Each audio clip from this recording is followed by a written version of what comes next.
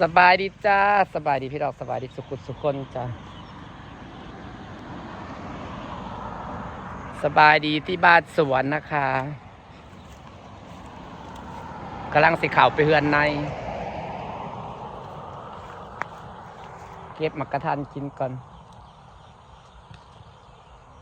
กำลังสิเข่าไปเล่นข้างในครับพี่ขอไปหานกตาก่อนเพื่อนใดยังกินแรงเลยเนาะส่วนเราไม่รู้จะกินอะไรไม่มีอะไรกินแรงเลย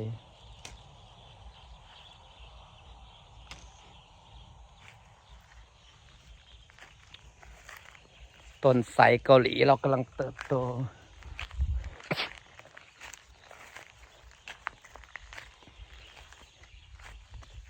บางในเสียงนกนะพี่น้องหลายยังมาแต่ใส่นกนะเป็นผูงแบบเป็นร้อยปีนี้นกหลายเมื่อนี่กับสีบ่หนาวเป็นไดพี่น้องจ๋าสีแบบสีไม่ค่อยหนาว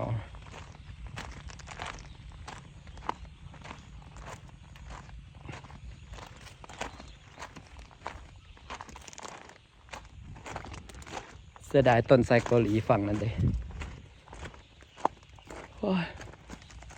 สีก้าวบอยู่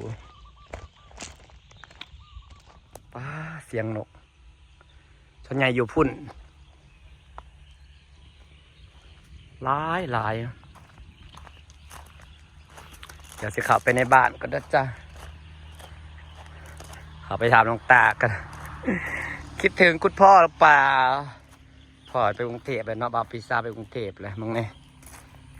สีจากับบอยู่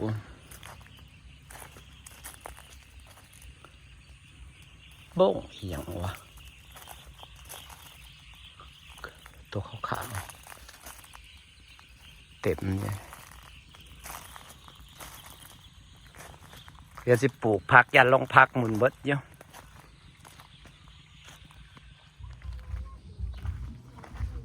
แม่ไปสติแม่ไปใส่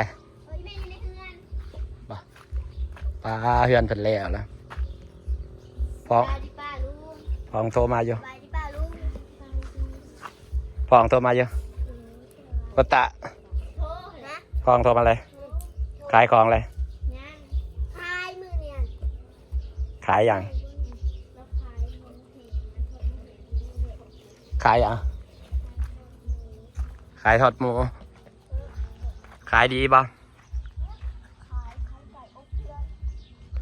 ปลาอันนี้เฮือนอายกำลังเลยมุงหลังคาแล้วเรียบร้อยแล้วจ้าจะนอนกับเขาอยู่ด้วยนี่พอใส่อันเก่าน้ำนมปองเอียบมันก็ใส่ตัวเก่า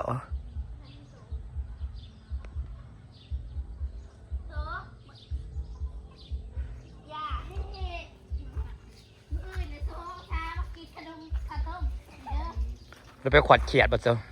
ไปแหละเม็ดเราได้ได้หกขีดอาแต่ก็ได้หกแต่บึ้มได้หามือใดมื่อนี่แหละต้องบอกคอยมีแล้วเกิดเดี๋ยวนี้นะเขียดโม่ได้จ้ะ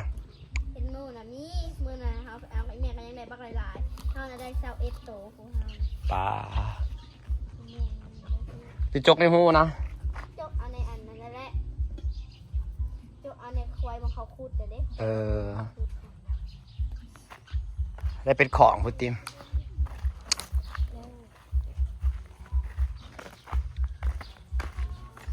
เราปีศาจในกรุงเทพพอคิดทอดพ่อบ่ตะคิดทอดบ่ยังโทรมาอยู่ขายเลย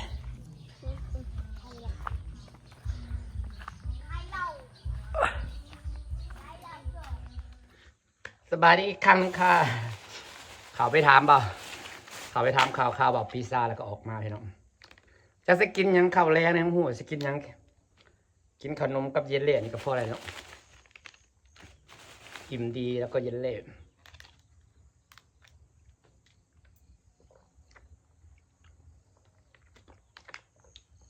เขาไปถามข่าวบอกพิซซ่าเพิ่งเริ่มขายของมื้อนี้แหละพี่น้อง ขายหมูปิ้งขายข้าวเหนียวหมูทอด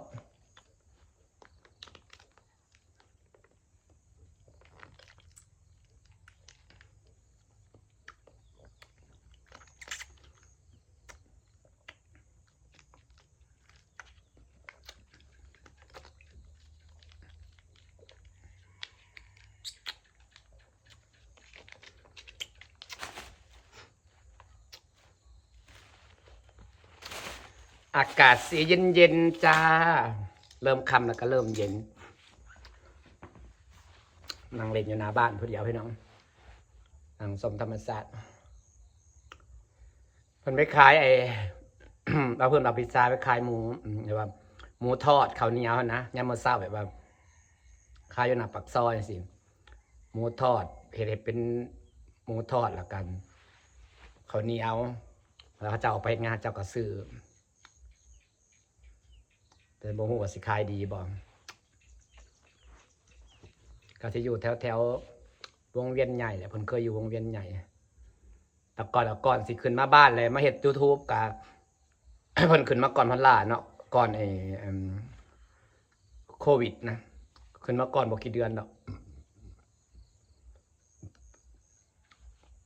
มันแบบว่าโควิดเข้าแล้วมันคลายบ่ได้แล้วพาขึ้นมาหั่นเด้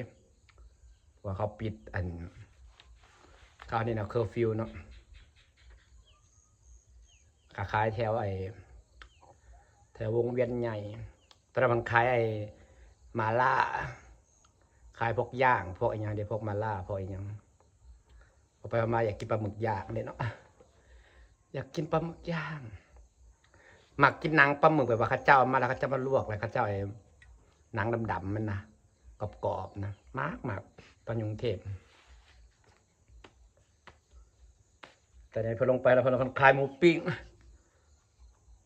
ขายมื้อนี้แหละพังเบิ่งมื้ออื่นมึงสิโทรไปถามมึงว่าขายดีบ่ครับแกมันปกติมันก็สิขายดีดอกเนาะพี่น้องเนาะขายในซอยเขาเจ้าว่า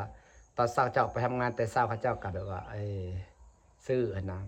เขาเดียวห่อหนึ่งบ่แต่ตอนพระราชกรุงเทพคุณพระราชก็มักกินได้แบบว่าหมูปิ้งเขาห้อยเป็นต่อหมูแบบเขาห้อยเป็นไม้นะเป็นไม้หมูทอดหมูแดดเดียวนะแล้วก็ข้าวเหนียวเขาจะห่อหนึ่งหมูแดดเดียวแล้วก็กินไปนำไปทำงานก็อิ่มเด้อยู่แถววงเวียนใหญ่กันเลยจ้าเพราะว่าขายดีบ่พนักก็เริ่มขายมื้อนี้ลงไปได้30 มื้อแหละเพื่อเตรียมของเพื่อยังเพื่อลงโตเนาะเพื่อหาของหาหลอกซื้อรถของรถเข็นได้ลงทุนหลายอยู่เด้